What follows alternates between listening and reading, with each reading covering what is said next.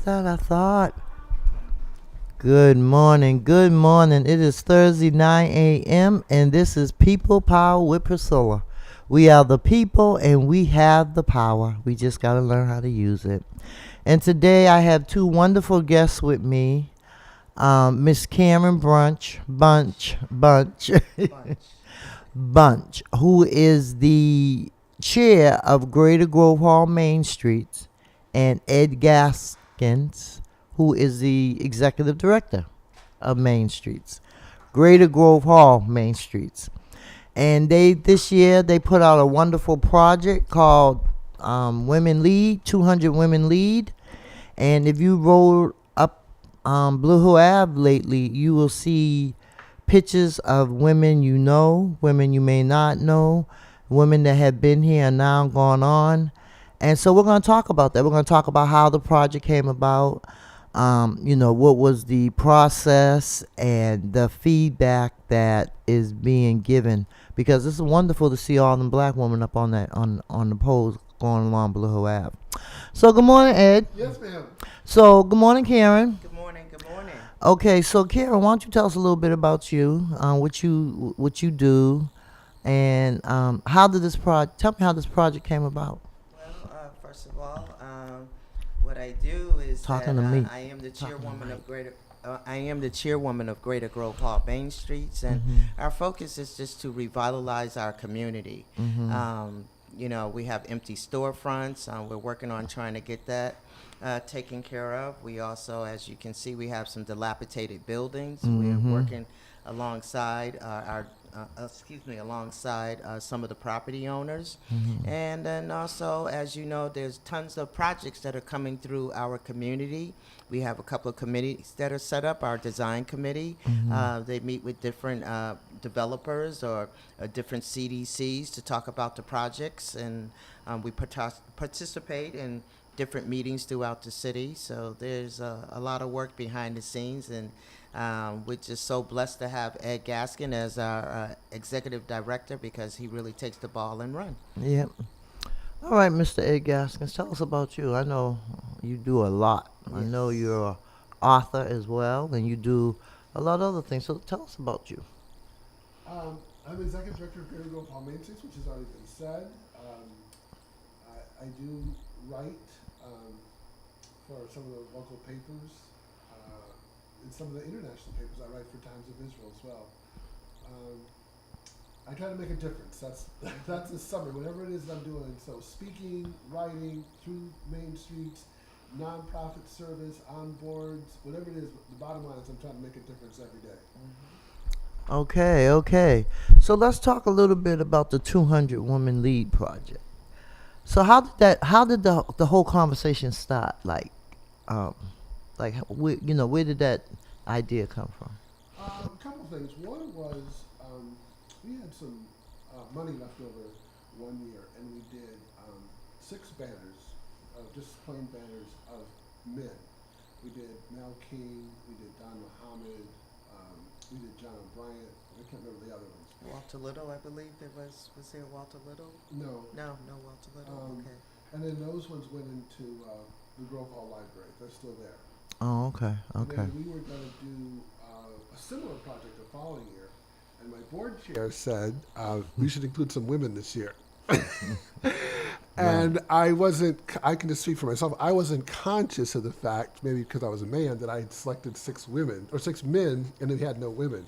So I thought, instead of doing 3 men and 3 women this year, why don't we do 6 women to make up for the 6 men that we did this year, so it would be balanced.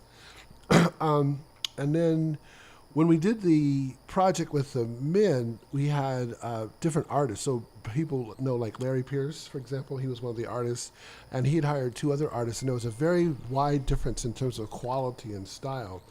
And so this time around, we wanted them to look a little bit more consistent. So we found a template and an artist that we liked to follow. He did a few. Anyway, we had the board vote on some, and probably by the time we had our fundraiser, we probably had maybe a dozen of them that were mocked up. And because we had gotten such tremendous feedback from that, thought about, well, what would happen if we expanded the project? And when I personally had talked to people in terms of who they thought some of the women should be, roughly plus or minus, people always gave like the same 10 names. So they'd say Melina Cass, Elma Lewis, Sarah Ann Shaw, and it would be right around that group. And so I thought, well, what would happen if we did something outrageous, like we do 100? And then I thought, well, I don't even know if we can find 100. And so I said, well, if we started in the 1700s, we went to the present, then we could probably get to 100. So anyway, so that's how that part started. And, as you can imagine, we had nominations, we had ballots at Grove Hall Library, Freedom House. We put ads in the Bay State Banner. We had people like Byron Rushing and people who are African American history subject matter experts, Black studies people, all kinds of people who had put together lists and whatnot. You could nominate yourself. So at the end, we ended up with about 600 nominations of people. And the challenge was that at one point we were like at 120, 140, 160. And then the question was, do you try to reduce the number back to 100 again, or do you expand the number to 200? Now, the problem was that the project was expensive. And so when we went to the first few foundations, they said, basically, it's not really public art, because in their mind they were thinking like art, like sculptures and murals and stuff like that. And they said, well, it's not really placemaking. And it's not really Black history. Like, we don't even know what this is. So they all said no. And then and I also knew what they were thinking in the back of their head. They're thinking like, why don't you just publish a list of the names in a magazine and call it a day, right? Because that would have. And you did do that too. But you went further. Yeah. Well, the intention was always to do the banners. So we had an introduction to the Kraft family, and they took the opposite approach. They asked if the project was still available, and so I actually met with Robert Kraft, and to my surprise, I had this 2-page proposal, and he said, "You have a typo in Ruth Babson's name." And I was like, how does Robert Kraft know the correct spelling of Ruth Babson? But he did, and anyway, so we had some discussions around. I talked to Josh Kraft after that. The issue was, because they are very concerned about their brand, did they have to approve the people or not? And Josh Kraft said, "We're not going to pick your leaders. Thank you. Okay, that's the problem. People want to pick our leaders for us. But okay. And so so the reason why I'm explaining sort of the background is because when I got to 100 people and we were talking about going to 200 people, that meant the project was going to double in cost. And so I went back to them and explained that we were expanding the project, and they said, well, we're not saying that we're going to fund this expansion, but see what happens and come back to us. And I said, it shouldn't be surprised that the Kraft family and the Patriots Foundation recognized that we should honor Hall of Famers, because that's what they do. And so this project is really the Hall of Fame of Black women leaders. Are all the pictures up now, or Yes. are there more? Yeah, because it's good to ride down Blue Ave and see people up on the banister, because there have been a lot of tons of Black women who have done a lot of work in this community, in this city, and so I feel like if you because you say you're gonna do it again, you think you may do it again? I don't know. I have to raise the money to do it again. It's expensive. But it has been. You asked a couple of questions. One was the experience, and I didn't anticipate this is just me personally, what the experience was like of just driving down Blue Hill Avenue for a 2-mile stretch, and all you see are black women on both sides of the street. So a lot of things, like you think of different walks, like the Boston Marathon or the Walk for Cancer or something, where they put the banners up. But what they told me that's different is with those ones, you have the same banner repeated over and over again for a stretch. Here you have unique Different ones. ones. Everyone is different, and so like one person said, driving down the road, you get the idea that it goes on and on and on. And I said, well, that's the contribution of black women. I said, their contribution has gone on and on and on. So if you start to the 1700s and you get to the present, that's 300 years of contribution. And what I've said is that we talk about Irish Boston, Italian Boston, the Boston Brahmins. Chinese Boston, But I said, Chinatown. well, what about Black women? Boston, yeah. Well, people seem to think that we don't have a black Boston anymore, you know. I mean, because we are being gentrified. There's no really black Boston. You know, they want to say now it's like people of color or BIPOC, you know, but there's really no black. Like back in the 70s, you know, I'd say we had black Boston. And black Boston was right there. A lot of black Boston was in Roxbury, Dorchester, Mattapan. We didn't have to go downtown. All right, we had everything we needed right in, which is now Nubian Square. We had everything we needed. We didn't have to go downtown. You know, we had our own little, you know. And I saw an article. Is Nubian Square going to be the next Black Wall Street? You know, I mean, they are literally doing a lot of building, and in Roxbury, they're building everywhere. You know, and so it's like, but we still see, and you know. Well, I was just going to say in response to that, Joyce Stanley, when she was my counterpart doing the Nubian Square Main Streets, Roxbury Main Street, she said, if you look at the number of blacks who own the businesses in Nubian Square today, it's very few. Very few. We think of it as being black, but they're not. It's not. It's not, because the people that come down in the Nubian Square that have been there for a long time, they basically come in at 9 o'clock and they leave at 4 or 5 or whatever, and they take their money with them. You know, it hurts my heart every time I come down Nubian Square, and I'm down there almost every day, and see that check cashing place where Nubian Notion used to be. You know, it's just that the people that are coming and benefiting from Nubian Square, or the residents of Roxbury, either they don't look like us or they're not from our community, you know. And so that it's troubling, because it seems to be getting worse instead of better. Well, we recently, meaning the Greater Grove Hall Main Streets, we recently did a documentary, and we showed how, in order to understand Grove Hall today, you have to understand the history. And part of that history is that Grove Hall was a self-contained community, and that usually you didn't have to leave that neighborhood to get something. And so you certainly didn't have to go past Nubian Square. And so people said they never went to downtown, like Filene's and things like downtown. They never went that far because there was no need to leave the neighborhood. Yeah. So in some ways, when you're talking about trying to build a Black Wall Street, you're almost like trying to create what we already had that we've now lost. What do you think, Karen?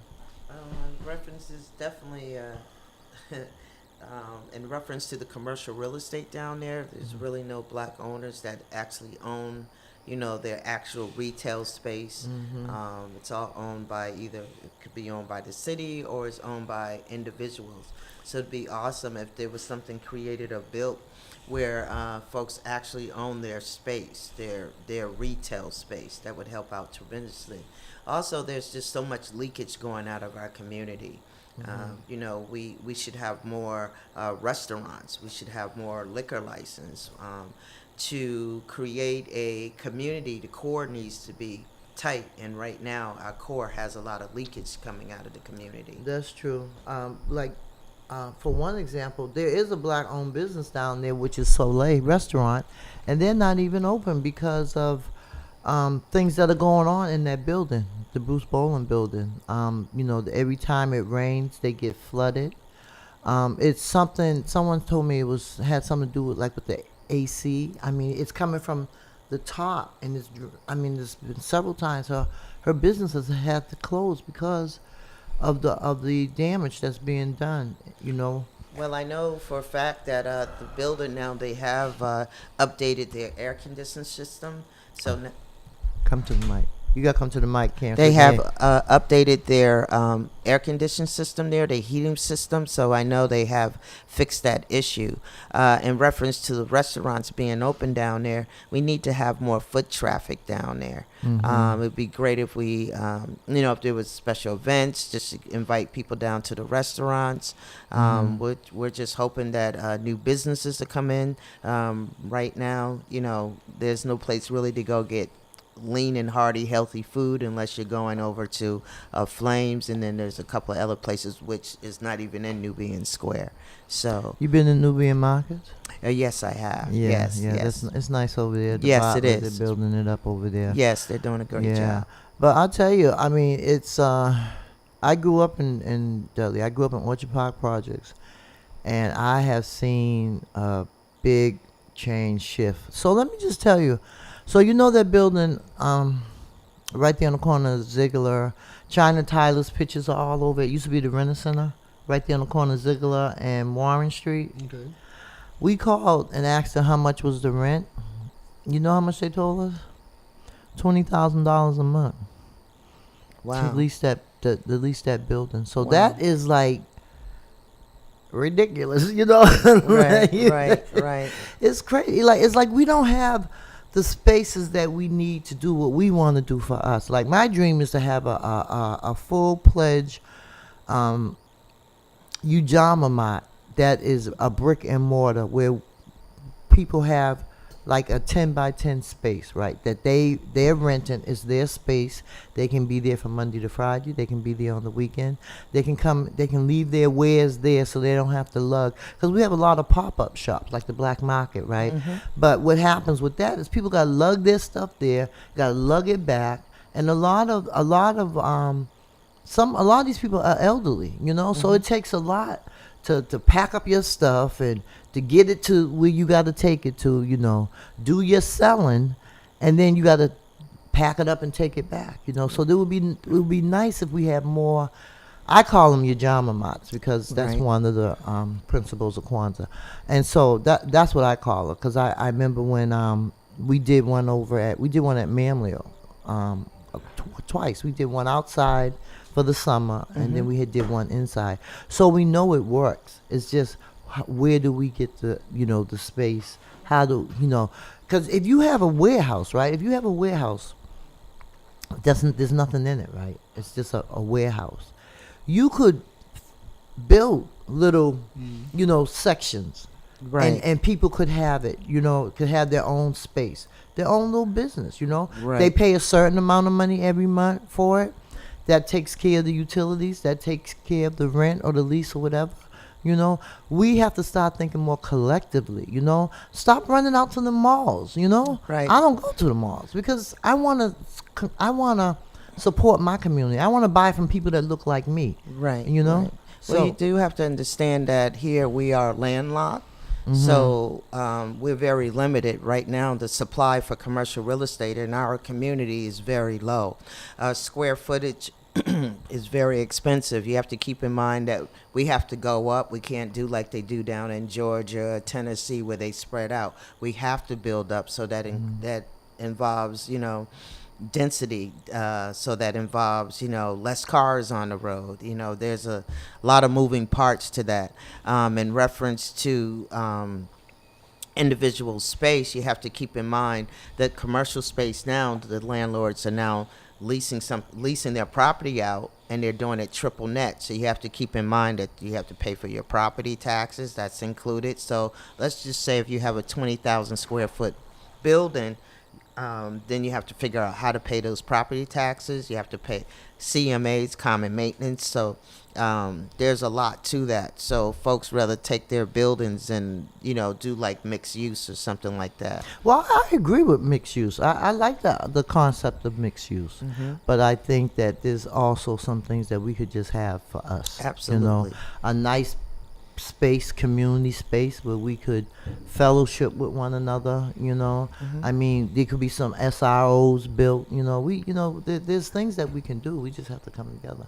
I'm not a developer, so I don't know. But that's you all's work. But I think that we really, because when I look at all the construction and stuff that's going on, and all the work that they're doing on the sidewalks and stuff. And them people that don't look like us. And they're all in our community. There's no way a bunch of black folks gonna go to Wellesley or Newton and be building sidewalks and things like that. It's not gonna happen.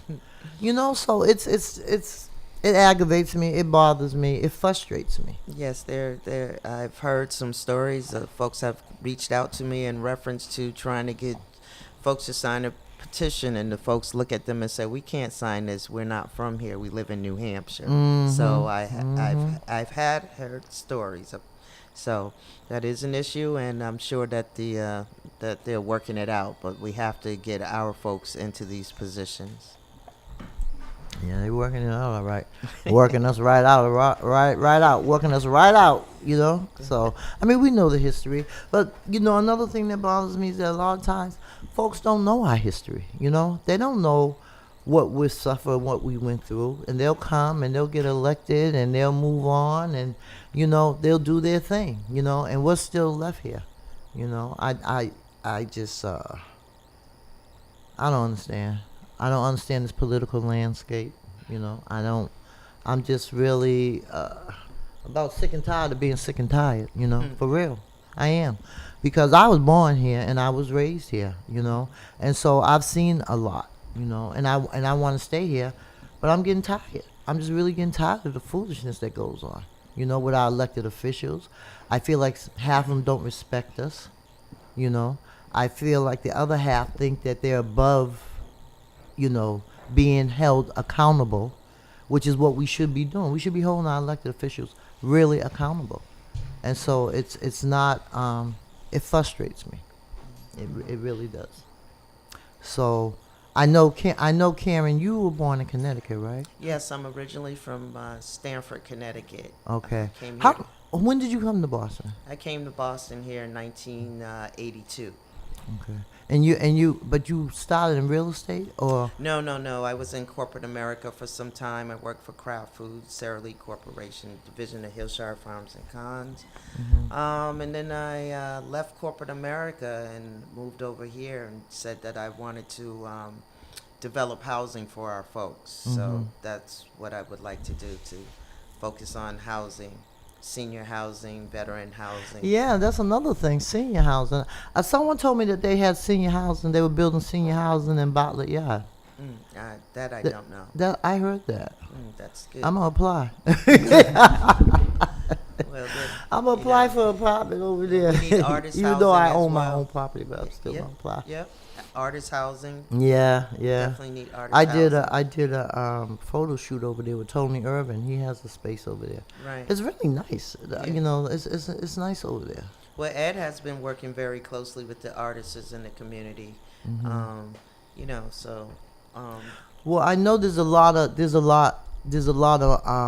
murals that we see going up. Right. Once and again, that was something that Greater Grove Hall Main Streets, and thanks to Ed Gaskin, we had an opportunity to do a mural down on Blue Hill Avenue on the laundromat there. Wasn't that one the one they were going to be changing it every so often? Yeah, we did that. So the part about our black art, public arts, was I was in an event at the Boston Society of Architects, and they were showing that there was a relationship between public art and economic development. And at the time, the Boston, arts and culture,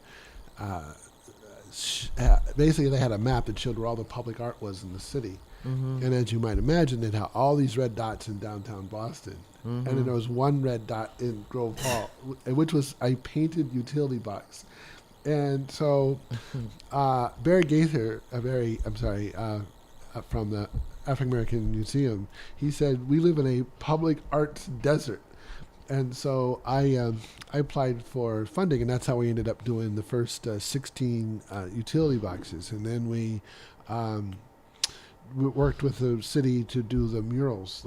And some of those ones were national winners, like the one on Quincy Street, Love Thyself, the one that Pro Black does on Blue Avenue, and the one on Nelson Mandela next to the Boston Public Library. In fact, the interesting one is that the one Love Thyself with the black woman, it was the last one to go up because property owners were hesitant to put the picture of the black woman on their building.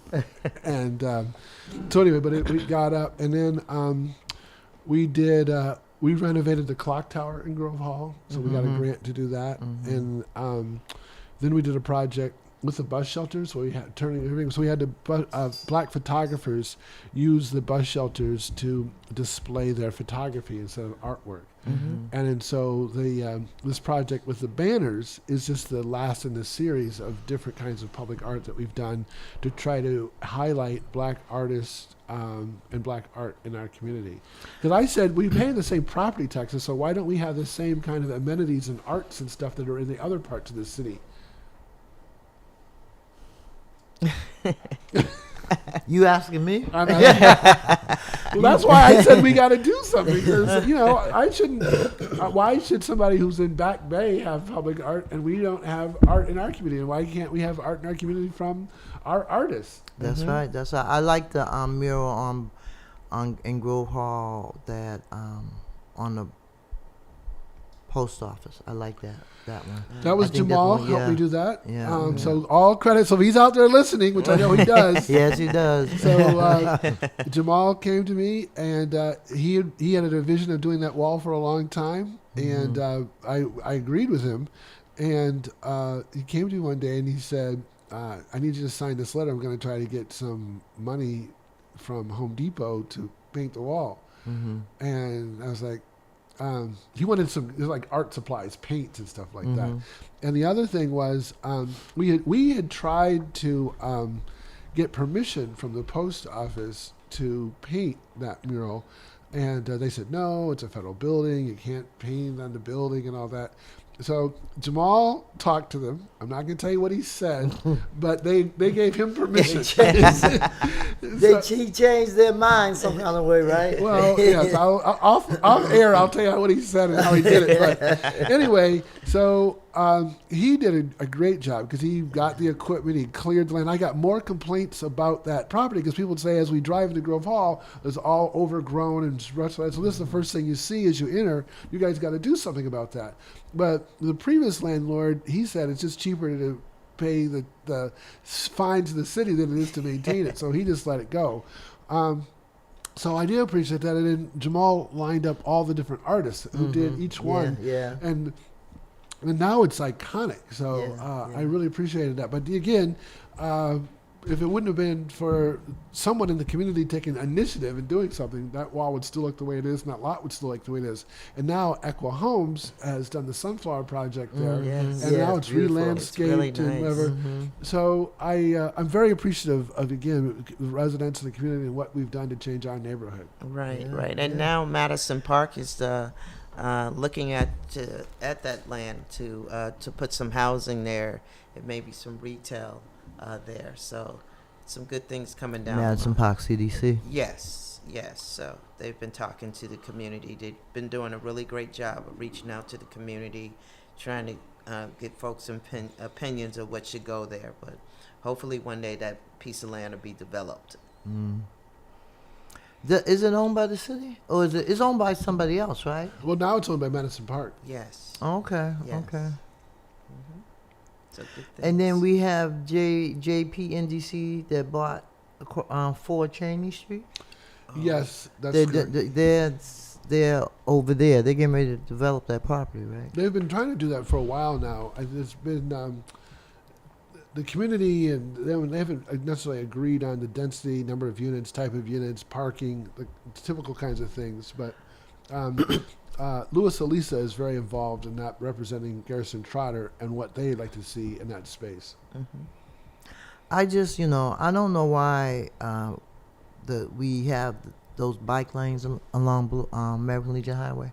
I don't understand that because there's hardly any bikes go up and down that street, and it takes away parking. And you talk about traffic, when you have like Cedar Street with the bus, how the bus is in the middle of the street, to me that causes more traffic. So I mean, I was not I wasn't at a meeting that they said, well, what would you like to see? Because I would have said, no, we don't need a bus in the middle like that. And then they want to do it to Blue Hill Ave. But you got to think about people who have cars. Where do they park? I mean, even with the businesses along Blue Hill Ave, where do people park? You know, and so that's an issue. And I'm not really crazy about the plan that they have for Blue Hill Ave. I'm really not. And so because I don't understand it. If you can make me understand it, I'd be fine. But I just don't understand what they're doing in Boston. Well, I can tell you in terms of the bike lanes, I had the person in charge of basically the area near the aquarium down there on the waterfront, and they had the same complaints. They said, "Who approved this?" And like, we're trying to voice our complaints, we're not getting heard, and they want to know what our experience was. the same. I was like, "Well, if you guys have no waterfront, we're not getting heard on this issue."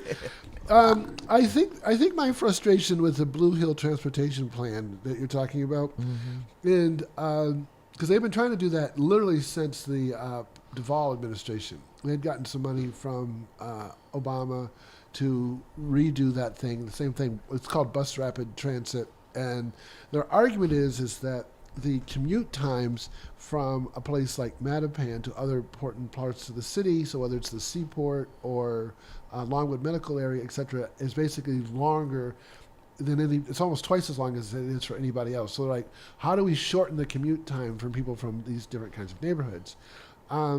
So that's the theory behind it.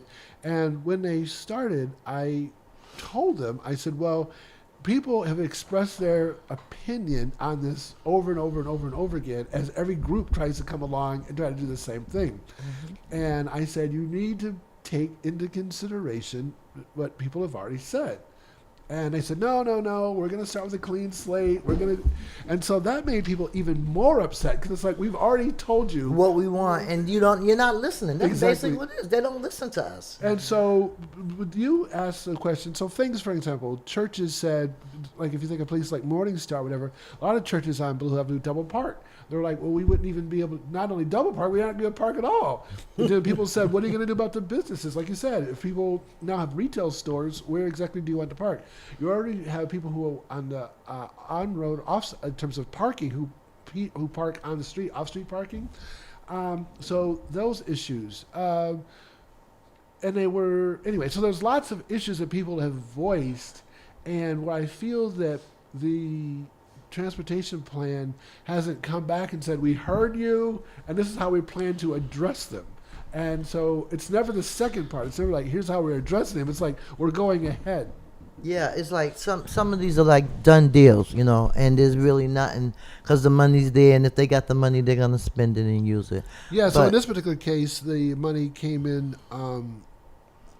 you said during the Obama? Well, but that's been several. so the money most recently came in under the Biden administration when Secretary of Transportation Pete Buttigieg, we got $40 million grant. So the way the city presents it is that Blue Hill Avenue is a main artery into the city, needs to be streetscapes and stuff need to be redone. And which people can agree with. It's just that this is not the way that they want it done. Right. There was several folks out there having Zoom meetings and trying to reach out to people in the community. I know the Neighborhood Network Center on the corner of Quincy and that's Quincy and Warren Street. Some of the seniors there have participated with some folks there, doing a survey. The outcome was that they didn't want to have the train coming up Blue Hill Avenue, and that there was an issue also with parking that they mentioned. And believe it or not, the seniors said that they would just like to see more buses coming or arriving on time. They thought Yeah. that was an issue, but they did not want to see transportation coming straight up Blue Hill Avenue and then down Warren. First and of to all, Nubian where is it Square. gonna go? I mean, it's not like Blue Hill Ave. Blue Hill Ave from Dudley to Grove Hall. You only got one lanes going back and forth. I'm gonna put it So in the I center. believe what it would do, it would go down Blue Hill Avenue starting in Mattapan, and then when it gets to the intersection of Blue Hill and Warren Street, it would go down Warren Street to get down to Nubian Square. Nubian Square. And what happens to Blue Hill Ave? Well, I mean, how is there something that's gonna go down Blue Hill Ave too? So what sense does that make? Yeah, I know that Come they were on, talking people. about we were going to lose about 44% of our parking. I did hear This that. is just, you know what? This just don't make no sense. I'm serious. Does not make any sense. Well, I can tell you the last person that fought to get it as a state rep was Gloria Fox. Oh God, Jesus. Nobody has said anything. None of the elected officials are talking Well, about this. when they ran for office last time, they all of them opposed it except for Nika Elgardo, and she said we have to wait to see what the data says. Well, I don't know what the data says, but I know one thing: it doesn't make any common sense to me. Right. You know, and that's just my opinion. I'm only one person. I only got one vote. But I'm telling you, it's very frustrating. It's very aggravating. You know, and I think those of us who are opposed, then we really need to, reach out to our elected officials and tell them, listen, we don't want this. You know, why are you forcing it down our throat? But you know what? Because we don't vote, we really, they don't pay us no attention. That's why they don't pay us no attention, because we don't vote. They're like, who are you all? 100 people come out to vote. It's ridiculous. So that's my spiel. I'm serious. I'm very frustrated with some of our elected officials. I really am. I'm getting ready. I really want to talk about this. I don't know if you two are the right people to talk about it with, but you live in Roxbury, correct? Yes, Okay. I do. All right. And so your city councilor is Tanya Anderson, correct? Correct. Okay. So when do you attend forums when we have them? Like when people have forums? I have. Do in the you past. attend them? I Like- have in the past. Okay. So tell me, how do you feel like if there's a forum, right, that's being called, and neither one of the candidates show up? Well, wow. You have to cancel your forum because the candidates will not show up. And I'm telling you, it's a shame. I don't want to call nobody like a liar or anything like that, but that's exactly what happened. The person lied and said they weren't going to be in town. And so I'm just like really, I'm like, you know what? I understand when people say that's why I don't vote, because politicians lie. You can't trust them, and so for them to lie to you in your face, that's very discouraging. That's very discouraging. It's not like a lot of us vote anyway, but those of us who do vote, we do expect for our elected officials to be honest with us. But that's not going to happen, because that's just the way politics is, And Nika El Ugado now works for Ed Maki in Washington, and she comes here maybe once a month, And so I just had, me and Valerie just had breakfast with her yesterday, and she was telling us about what is literally going on down there in Congress. And she said it's not going to change. The only way it can change is if we change the Constitution. And I've been saying for years, we do need to change the Constitution. But who down there in Washington, D.C. gonna talk about that? Nobody. So we have to do different things. We have to think outside the box. We have to be more creative in what we do and how we do it. So. Why y'all looking at me? Say something. Agreed. Y'all supposed to be talking to me. This is a talk radio show. This is People Power with Priscilla. We are the people, and we have the power. We have the power. We just have to learn how to use it. Yes, You know, yes, there's different. We have to come together and collaborate with each other, yes. and stop trying to pull somebody down that's trying to go up and bring other folks up with them. Right. It's sad. It really is sad. Right. You know, we can't. Some of us can't even afford to live in Boston anymore. If you don't own your own property or something, the rents keep going up. You know, Yes. they can. Somebody told me yesterday. I can't remember who I was talking to, but they said that their son has a 2-family house, and I can't remember if it was in West Ross. I can't remember exactly where it was at. $3,800 a month for rent. Mm-hmm. You know, and the thing about it, because we don't have no type of rent control and no type of anything, people can just, you know, and so, my thing is, instead of me paying $3,500 a month for rent, I would save up me some money somewhere so that I can go purchase me something, you know. And the thing about it, houses are going for $1 million in Roxbury. Mm-hmm. You know, who would have thought that, right?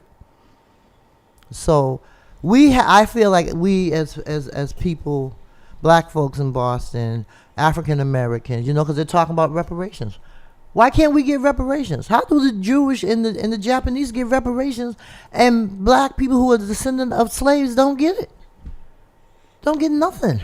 I have an article in this week's Bay State Banner Oh, called me see. "Should Black Businesses Receive Reparations?" And it just shows all the things that have happened to prevent black businesses from being successful from the time of slavery to the present. Mm-hmm. Wow. it's sad, you know. I may not be here to see our reparations if we ever get any. We may not get none. I can't imagine how you're going to get any, but okay. Huh? You can't imagine how we gonna get them. I know, Well, but well, there's some other things going on in the community. We have White Stadium. We have the Shattuck Hospital. Things are going on there. It's great for our public school system. White Stadium. with the soccer. Yes, with the soccer. Wasn't that field supposed to be for schools anyway? It is for school. It is, yes. So it's BPS will still retain ownership and control of the field. So that's awesome. With, you know, even with get the track restored, instead of going out to Western Mass for some of those big track meets, we can have them here in the city now. I know they do use the Reggie Lewis, but it'd be great to have some of those national track meets over here. Mm-hmm. And what about the 851 units they want to put in Franklin Park? Let's talk about that. Well, that's just the number. We don't know what they're going to put up over there right now. We don't know what that number may be. Yes, I did hear that rumor that they wanted to put 800 units over there. So there's been That's several. what BMC. I was at the meeting. BMC said it Yes. out their mouth. That's what they want, and they broke it down. 205. 205 for like families. 200 and something for those, you know, that have mental health or drug addiction problems. I mean, the Shattuck is a big hospital. It really is a big hospital. But I just don't understand, you know, they're not addressing the issue at Mass and Cass. They're Well- not addressing it. Well, And so I don't want to hear about, oh, well, since this one came in, since that one came in. Michelle Wu was a city councilor at large for 10 years. Okay, Mike Flaherty was a city councilor at large. So the Mass and Cass is not new, right. you right. know. So I mean, all these buildings that are going up, you know, they can be places for wraparound services for some of these people. We had this trained professionals, so why couldn't they have a building for? Why don't they rebuild the bridge, which I believe that's what they're trying to do? But still, it's a lot. It's a lot when you think about everything that's going on in the city at Right, this that time. is a large amount of units. I agree with that. And who gonna build them? I agree Suffolk with that. Construction. I agree that there are a lot of units there. Maybe they'll figure out a way to break it up and have some in JP, have some in Brookline, have some on Boston Common. Yeah, The that's Bill where they should House. go. Go to the Boston Common because it's the transportation. No, but serious. This is like they just kind of like. Remember when they wanted to do the Olympics? Remember when they wanted to do the Olympics and we had to shut that down? Because if we hadn't shut it down, they'd be looking. They were talking about taking over Franklin Park and displacing people. So whatever. Well, there will be a meeting that's coming up in the next couple of weeks for the community over at Lena Park. So be on the lookout for that. Yeah. I've been in about 3 meetings over there at Lena Park about the Well, same actually, subject. it's going to be at the Brook High School. Yeah, Yes. that's what there was one. We had one at Lena Park, and then the first one they did was at the Brook School. So it was a good turnout, but still, it's not really like defined. I don't even think they really know. They just, but another thing that I have a problem with is the fact that they sent out the RFP for 75 to 100 units. Mm-hmm. So how do you go from 75 to 100 to 851? I mean, really, they're just like using us, abusing us, and confusing us. For real. So I'm just like, you're a developer, you got your thing. I'm just a community advocate. That's all I am. Well, just trying to help my community. Well, all we want to do is improve the quality of folks' lives and make Greater Grove Hall Main Street a better place. So that's what we're trying to do. Well, I agree. Y'all doing your thing. Y'all good. Y'all good. But there's just a lot that's going on. Our people are suffering. They really are. And I know there's a lot of stuff that's going on in other countries and stuff too, over there in Israel, Ukraine, all that stuff. But I can't think about that over there when I'm trying to, live here. And it's sad. It's evil what's going on. It's really evil. But like we have to take care of our own selves. That's right. But I appreciate you all coming on because I think that the mural is good. I think that the mural will encourage some folks, to do things different. Well, you've either directly or indirectly, you've mentioned a lot of people. So, for instance, you talked about growing up in Orchard Park. So, Edna Bino is on one of the murals. I know. Valerie Shelley's on one of the murals. Yep. You mentioned a cash checking place where Nubian Ocean was. So, Jamal, she's on one of the murals. Mm-hmm. Because part of it is preserving the history of what we've done in this community before. Like you said, we get gentrified out and there's no memory. That's right. That's yeah, right. but if you don't have nowhere to go, if you can't afford to stay here, what are you gonna do? But I just want to let y'all know, before Edna Bino was there, Sarah Flint, my sister, she was the first executive director for Tenants United for Public Housing, and she was in charge of all the public housings in Boston. And she said she organized herself out of a job because she organized with a lot of people like Tom Callahan, who used to run Maha. She did a lot of work in this community, and I think people may have just forgotten about what she did, but she did a lot of work. She was the first chair of Orchard Park's task force. And so she brought Edna Bino in. So a lot of people don't know that history. I don't know if they forgot about Sarah or what, but after she lost her son in Orchard Park Projects, she just started. I mean, they used to meet with Bulger, and she would take the folks down there, and they would have meetings and stuff, and get things done in Orchard Park. So she sounds like a person we'd like to have for the next 200. Yeah, she should be. Definitely. Because being the first, again, the vast majority of people on the list are somebody that was the first of something. Right. Mm-hmm. Right.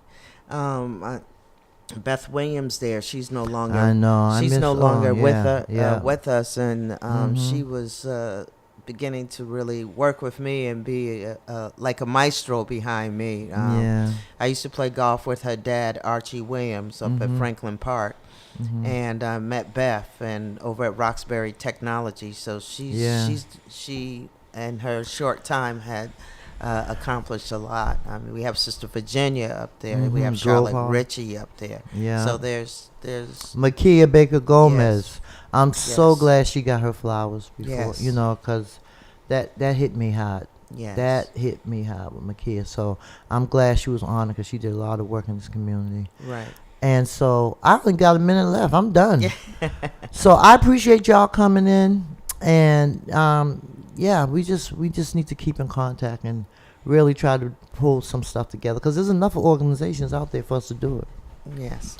So this is People Power with Priscilla. We are signing off with Ed Gaskin and Cameron Bunch, chair of Grove Hall